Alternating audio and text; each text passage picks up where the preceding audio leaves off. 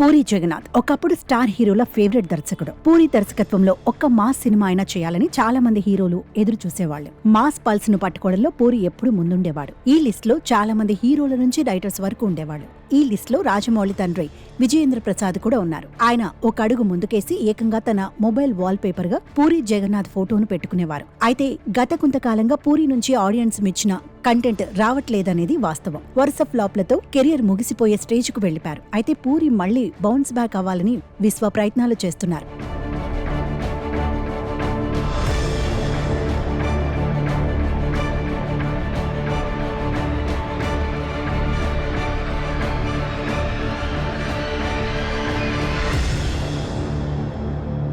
Puri connects పేరుతో production house ను స్థాపించిన పూరి జగన్నాథ్ నిర్మాతగా మారి ఆయన స్వీయ దర్శకత్వంలోని సినిమాలను తెరకెక్కించారు. దీనికి హీరోయిన్ చార్మి కూడా సపోర్ట్ చేశారు. అయితే విజయ్ దేవరకొండ హీరోగా చేసిన లైగర్ పూరికి కోలుకోలేని దెబ్బతీసింది. పాన్ ఇండియా వైడ్ గా విడుదలైన ఈ చిత్రం భారీ నష్టాలను మిగిల్చింది. దీంతో చాలా మంది డిస్ట్రిబ్యూటర్స్ పూరి జగన్నాథ్ పై కేసును కూడా నమోదు చేశారు. అయినా పూరి వాటన్నింటినీ పట్టించుకోకుండా హీరో రామ్ తో చేసిన డబుల్ స్మార్ట్ ను తెరకెక్కించారు. అనూహ్యంగా అది కూడా బాక్సాఫీస్ వద్ద ఘోర పరాజయం పాలైంది. కలెక్షన్స్ పరంగా భారీ నష్టాలను మిగిల్చింది. అయితే ఫెయిల్యూర్స్ నుంచి కొత్త పాఠాలు నేర్చుకోవాలని పూరి డిసైడ్ అయ్యారట. అందుకే నిర్మాణ బాధ్యతల నుంచి దర్శకత్వం మీద ఫుల్ ఫోకస్ పెట్టి కొంతమంది హీరోలతో వరుస సినిమాలను ప్లానింగ్ చేసుకుంటున్నాడు. దీనికోసం పూరి కొన్ని కథలను సిద్ధం చేసినట్లుగా తెలుస్తోంది. అయితే ఈ చిత్రాలు సొంత బ్యానర్లో కాకుండా వేరే నిర్మాతలతో చేయనున్నారు. అయితే గత కొంతకాలంగా పూరి సినిమాలలో చార్మి ఒక భాగంగా ఉండేది. పూరి నిర్మించే సినిమాలలో చార్మి కూడా నిర్మాణ భాగస్వామిగా ఉండేది.